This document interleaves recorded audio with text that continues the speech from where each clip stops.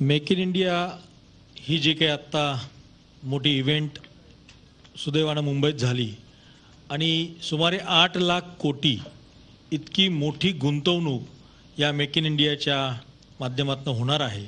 त्याच्यामुळे निश्चितपणानं संपूर्ण भारताला ह्या मेक इन इंडियाचं एक काहीतरी चांगलं रिझल्ट येईल अशा अपेक्षा आहेत।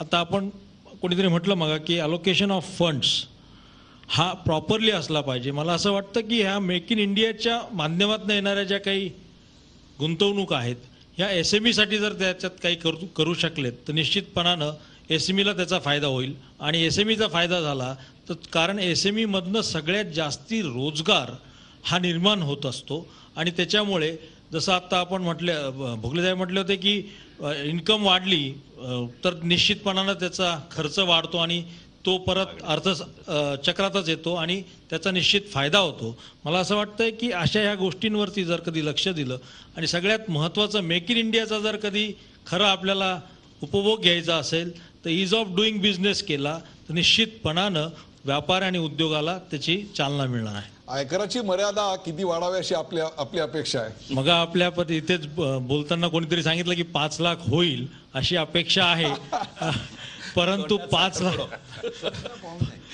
लाख होईल अशी अपेक्षा म्हणजे अर्थतज्ञ आणि उद्योगपती दोघांचं बघण्याचा दृष्टिकोन कसा आहे बघा। अर्थतज्ञ म्हणतात की 5 लाखाची मर्यादा वाढणार आहे, तोंडात साखर पडो। उद्योगपती म्हणतात स्वप्न बघू नका। माझं म्हणणं असं आहे की अर्थसंकल्प हा अपेक्षांचा खेळ आहे। ते बोलायला उभं राहिस्तो तर आपण बोलून घेऊ, नंतर कोण विचारणार आहे आपल्याला। कारण त्याच्यानंतर या अर्थसंकल्पांमध्ये आकड्यांचा खेळच सुरू असतो असं मला वाटतं। आपल्याला आकडे काही क्षणातच दिल्लीतला थरार चालू होणार आहे। अर्थमंत्री काही क्षणात लोकसभेत येणार आहेत। दरवर्षी जे एक लेजेंडरी चित्र आपण दुसऱ्या दिवशीच्या वर्तमानपत्रामध्ये पाहतो ते म्हणजे केंद्रीय अर्थमंत्री आणि केंद्रीय अर्थ राज्यमंत्री 2 बॅगा घेऊन संसदेच्या आवारात पायऱ्यांवर उभे असतात आणि तेव्हा जगभरातले कॅमेरामन आपल्या कॅमेरा सकट ती छबी आपल्या कॅमेऱ्यात चित्रित करायला उतावीळ असतात। तो क्षण काही क्षणात आता दिल्लीत येणार आहे। तो थरार आपण पाहणार आहोत। त्या ऐतिहासिक बजेटला सुरुवात होती आहे। वेळ झाली एका ब्रेकची, कुठे जाऊ नका, पाहत राहा झी24 तास। आपण पाहताय बजेट 2016-17।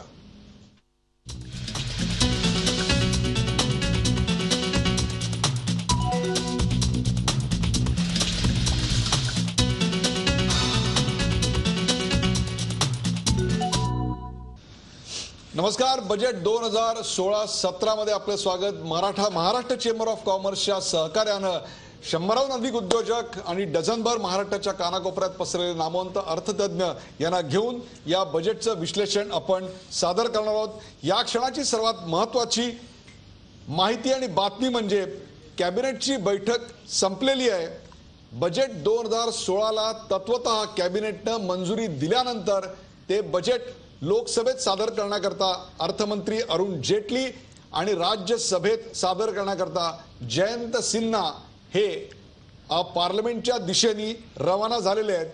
मागचं जे भारताचा अर्थसंकल्प होता तो अर्थसंकल्प 17,77,477 कोटींचा होता। त्या पार्श्वभूमीवर या बजेटचे आकडे नेमके काय असणार आहेत या संदर्भात अटकळी सुरू झालेल्या आहेत। देशाचं आर्थिक आरोग्य दर्शवणारे जे काही पॅरामीटर्स असतात त्यातला सर्वात मोठा पॅरामीटर असतो तो म्हणजे आर्थिक विकासाचा दर।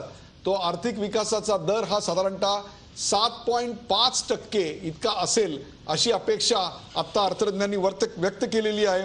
महागाईचा निर्देशांक हा रिझर्व्ह बँक ऑफ इंडिया यांनी दिलेल्या निर्देशानुसार 5% आसपास किंवा 5%च्या खालीच राहील असेही संकेत स्पष्टपणे मिळत आहेत।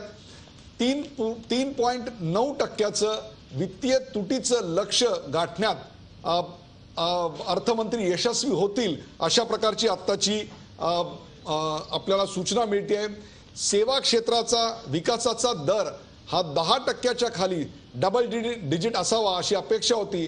तो 9.7%च्या आसपास असेल असे जे संकेत आहेत ते आता अधिक दृढ होत आहेत।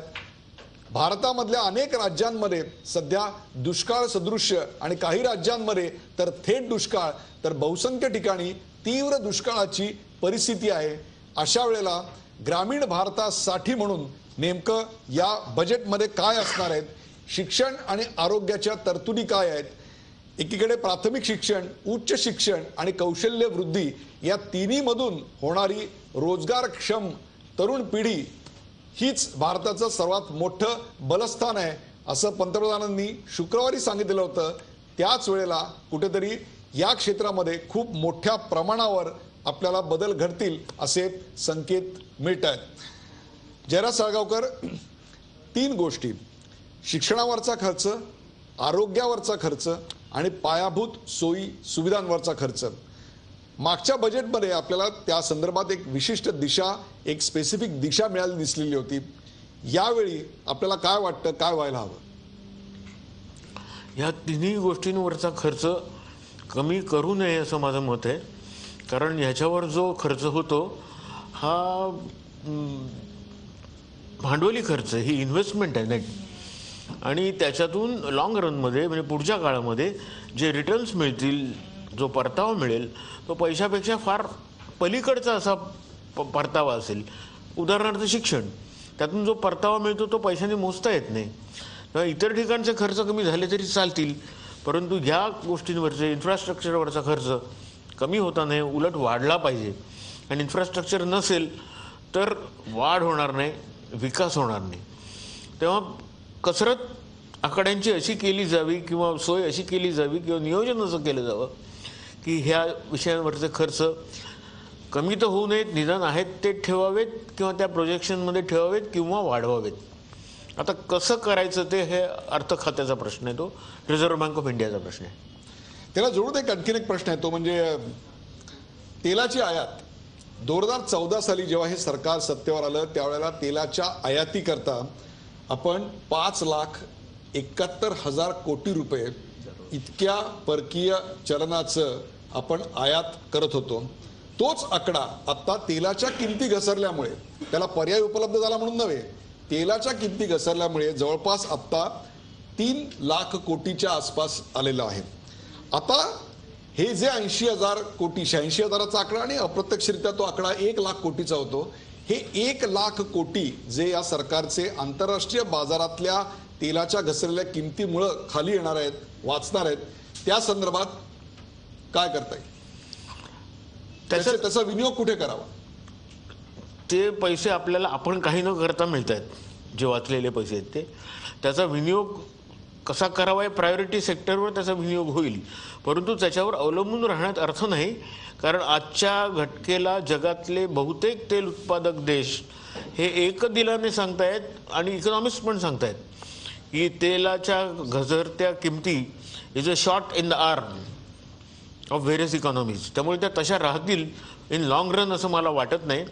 आता जे ISचं जे युद्ध चालू आहे, एका बाजूला पुतीन आणि एका बाजूला टर्की आणि सौदी अरेबिया, हे जेव्हा टेबलावर बसतील, बोलतील आणि कन्क्लुजनला येतील की कोणालाच परवडत नाही आता ज्या तेलाच्या किमती आहेत त्या, आणि अमेरिकेने उत्पादन बंद केलंय, त्याला इराण जेव्हा होकार देईल, देकार देईल, तेव्हा त्या किमती परत वर जातील.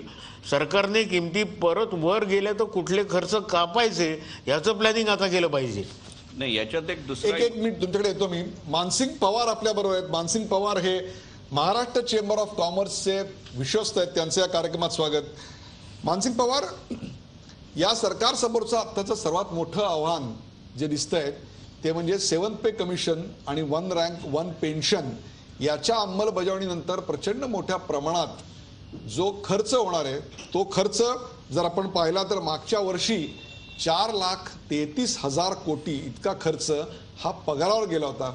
तर यावर्षी याची अंमलबजावणी करायची जबाबदारी सरकारवर आहे. तो खर्च 5,33,000 कोटी इतका मोठा असणार आहे. एका बाजूला तेलाच्या घसरलेल्या किमतीतनं मिळणारा फायदा आणि दुसऱ्या बाजूला 1 रँक 1 पेन्शन आणि 7th पे कमिशन याच्यामधून जाणारा पैसा, या दोन्हींची हातमिळवणी झाल्यानंतर एक प्रकारे अर्थमंत्र्यांच्या हातात फारसं काही उरत नाही असं दिसतंय. तर मग उद्योग व्यवसायाला चालना मिळण्याकरता या अर्थमंत्र्यांकडून आपल्या अपेक्षा काय आहेत? खरं म्हणजे 1 रँक 1 पेन्शन असेल किंवा 7th पे कमिशन असेल, पे कमिशनच्या बाबतीत तर विविध सरकारांनी हे पे कमिशनचं धोरणच ठरवलेलं आहे. इनफॅक्ट हा पैसा पे कमिशनच्या माध्यमातून असेल अथवा OROPच्या माध्यमातून असेल, हा पैसा अल्टिमेटली बाजारातच येणार आहे आणि हा पैसा बाजारात आल्यामुळे त्याच्यामुळे अर्थव्यवस्था वाढीला मदतच होणार आहे.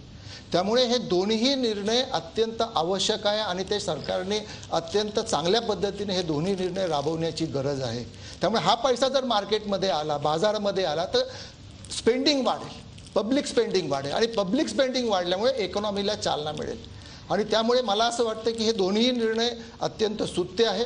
आपण थोड्या वेळापूर्वी विचारलं होतं की जे काही 80,000 कोटी रुपये सरकारला तेलाच्या माध्यमातून जे मिळत आहेत, माझं व्यक्तिगत मत असं आहे की सरकारने हा पैसा हा सर्व ग्रामीण भागावर खर्च करावा.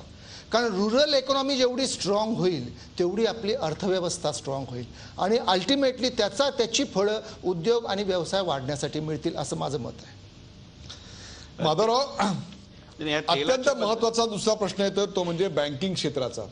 बँकिंग क्षेत्राचे रिफॉर्म्स याच्याबद्दल मागच्या संपूर्ण वर्षामध्ये संसदेमध्ये अनेक वेळा चर्चा झाली.